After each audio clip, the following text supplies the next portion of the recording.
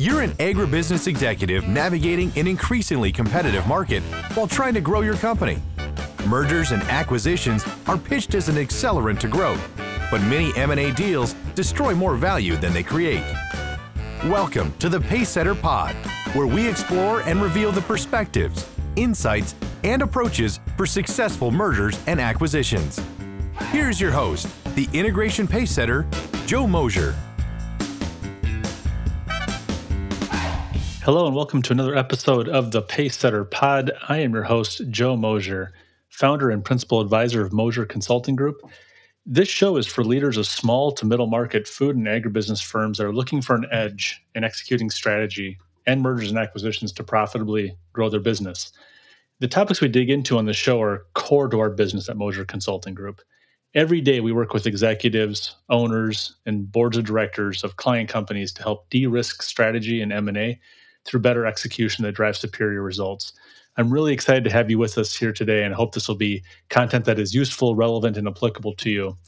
Today, we're going to be talking about how winning M&A integrations come to be with one simple tactic, and that's asking why before how. Far too many businesses jump right to the work that needs to be done without getting rooted in the problem they're trying to solve or the goal they're trying to achieve. And this is not exclusive to mergers and acquisitions in any way. This happens with businesses that are developing strategy.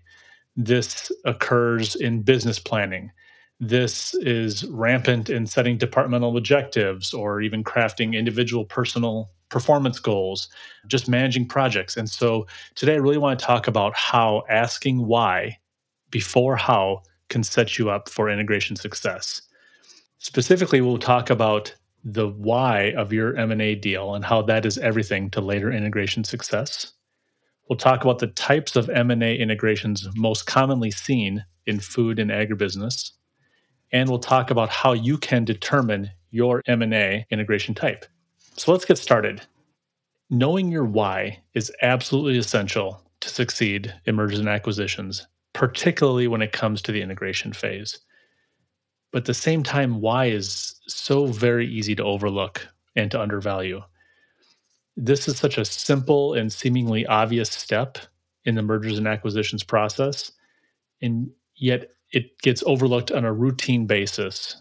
It is either not done or done very quickly or without any sense of alignment among key stakeholders. And this is going to set the stage for everything that comes after. Doing this well has an outsized impact on the success of everything that is to come. So answering the question, why are we doing the deal? Why are we buying this business? What are we hoping to accomplish? And I know this probably sounds pretty underwhelming, right?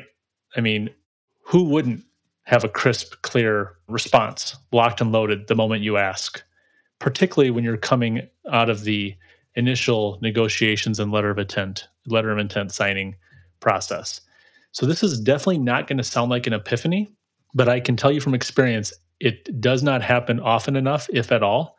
And when you actually do it, it has tremendous benefits. It sharpens the mind and it tightens focus. Every time I sit down with a business owner or a senior executive or an entire leadership team at the front end of an engagement, where they have perhaps just signed a letter of intent, or perhaps are into the due diligence process, or are getting ready to start approaching a potential seller, I ask this question, and every single time I ask this question, the same thing happens. Everyone knows the answer, but no one at the table has the same answer. They may be derivatives of the same answer, but they're articulated differently. And when you really unpack them, they start to point to different value drivers, different objectives, different problems to be solved. And when this becomes clear, when I go around the room and I ask, why are we doing the deal? And I ask people to write it down and they read off their answers, pretty soon every person in the room is going to be reaching for the deal business case to maybe refresh their memory or reinforce their point on why their answer was the right one. But the point here is that there was not an aligned sense of why we're doing the transaction on the front end. And if you look in the business case, it sometimes isn't there either. Business cases are great in that they define the expected benefits. They might talk about the uplift to free cash flow that you're going to enjoy. The business case might talk about the expected efficiencies that you're going to gain in having a wider warehouse and distribution network. Perhaps they're going to talk about the ability to cross-sell higher margin products into different customer groups. And so while all of these will look and sound like the reason to buy the business, those are really validation mechanisms that you use later to determine if buying the business was a good decision. They are metrics derived from the benefit. They're not the why. So when I've asked this question and people either did not have the answer or they had different answers, and when they reached for the business case and the deal thesis to find the answer, and the answers aren't there either, sometimes leadership teams get confused. Sometimes they're embarrassed. And they might say, how is it that we have an acquisition pending and we don't have alignment on why we're doing this?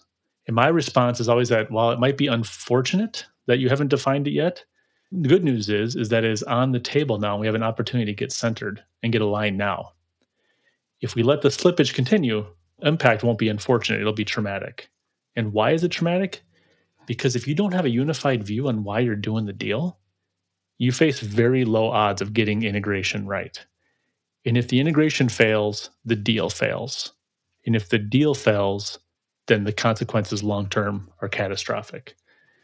The why of the deal guides integration planning, it guides focus, it guides your prioritization, and there is no safe alternative.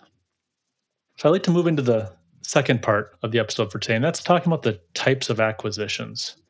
So this is a moment in the mergers and acquisitions and integration planning process that you can easily make things more complicated than necessary. So if you've identified that you don't have a unified why, and you now want to articulate the why, you need a framework. To cut through the potential complexity, at Moser Consulting Group, we use a simple framework for categorizing the acquisition types. And while some deals may not fit perfectly into a single category, that's okay. At this point, we're seeking clarity, not precision. And in our experience, the vast majority of acquisitions fall into one of 9 types. And so we're going to take a few minutes here to walk through them. The first type of acquisition is buying market access. So this is about finding a path to get your products and services into a new market faster than building access on your own. The second type is buying scale. And this is classic mergers and acquisitions. This is the classic consolidation play. You add little or nothing new to your business in terms of capability. And where there were 2 companies that used to do the same thing before, now there is one. And so with the consolidation comes the expected benefits of economies of scale. Being able to do more at a greater scale with likely efficiencies to be gained from that consolidation. The third type of acquisition is buying the dip. And so this is an opportunistic acquisition, a distressed asset or a competitor that perhaps is in trouble. Typically, it's a seller looking for an exit for one reason or another. Those could be catastrophic reasons. The business is hemorrhaging cash and is not going to be able to meet its obligations, is going to go bankrupt and is looking for a way out. It could be a seller that doesn't have an internal succession plan and is looking for a liquidity event to get out of the business and transfer ownership. So within the buying the dip acquisition type, there might not be as much strategic intent, meaning you maybe didn't plan on buying it, became available, and now it's at your feet. And so while there might not be a lot of strategic intent, there's a lot of power in calling it what it is. You're seizing an opportunity to buy a business at a discount, sometimes pennies on the dollar. And this type of opportunistic acquisition is among the most common and sometimes the most dangerous. So while the discount may make it more attractive and seemingly easier to generate a return off of, an acquisition opportunity that presents itself unannounced might also appeal to acquirers that are not quite ready to pull it off successfully.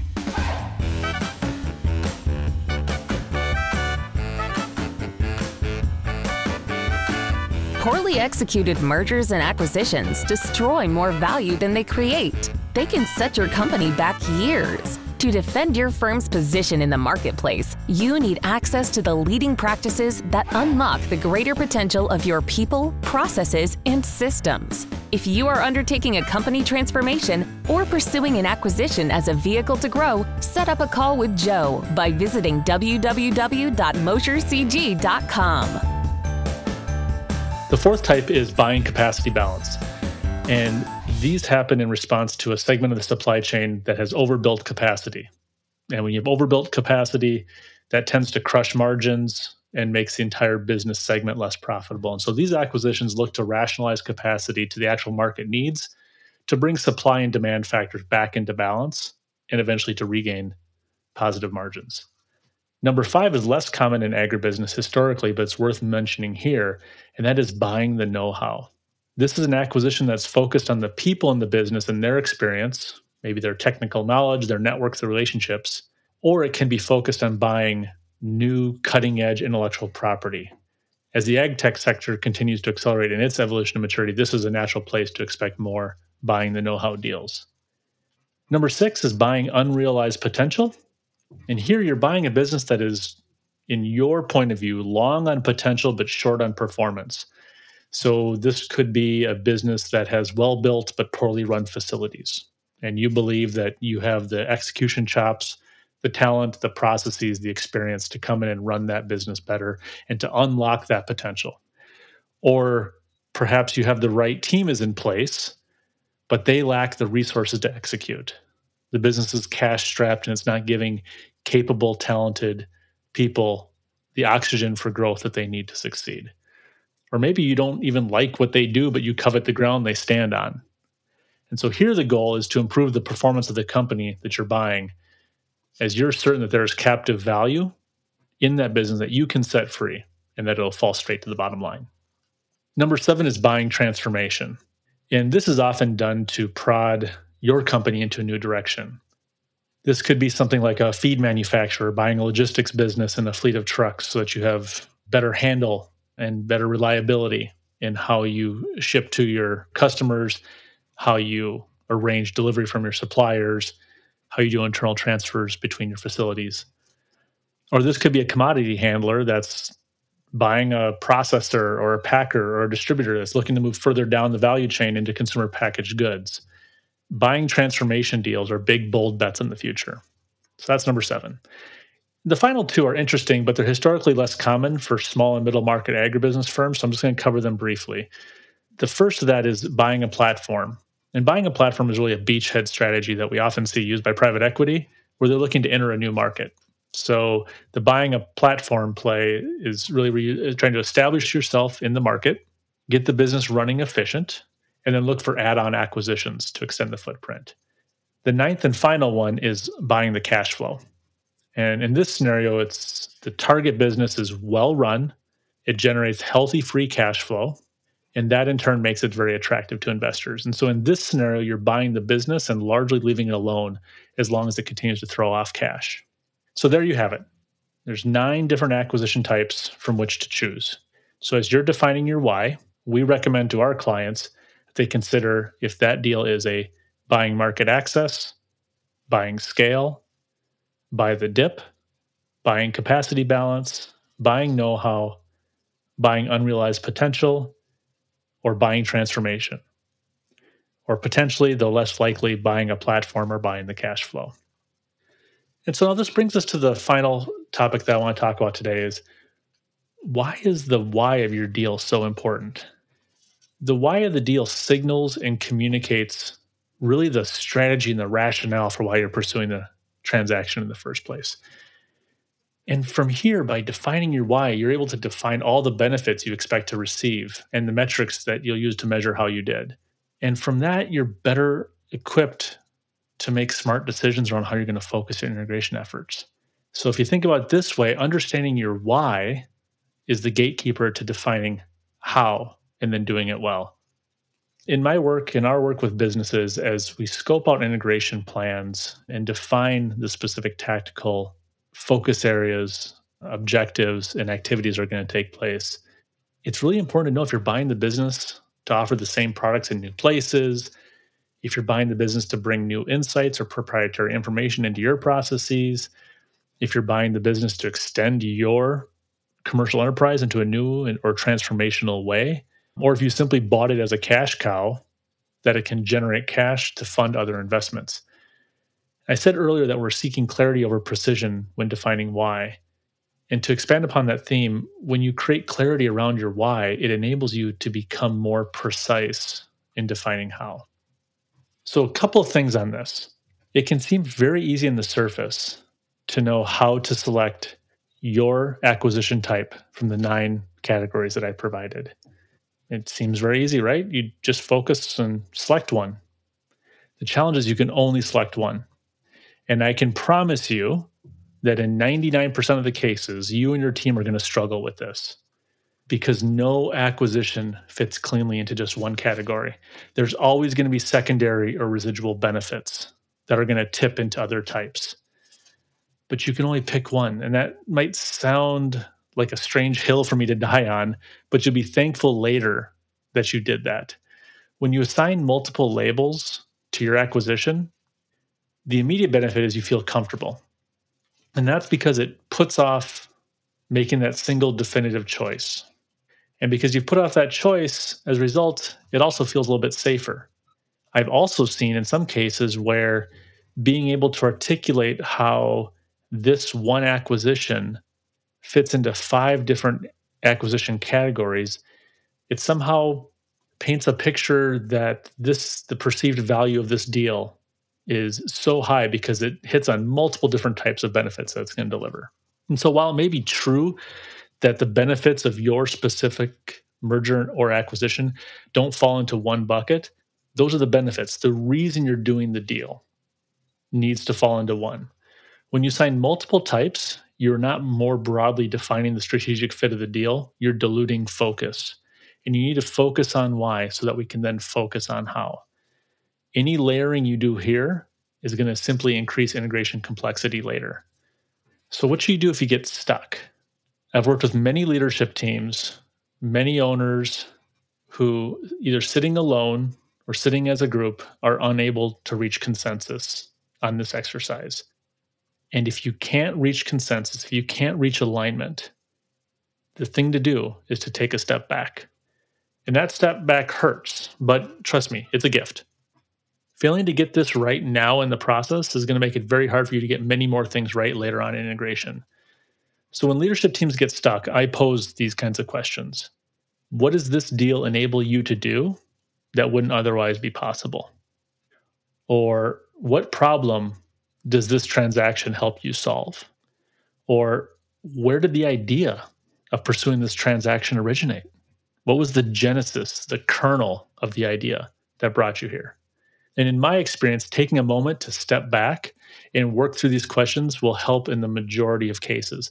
But if you're still at an impasse, then it's actually time to revisit the transaction entirely, if time and your contractual obligations allow it.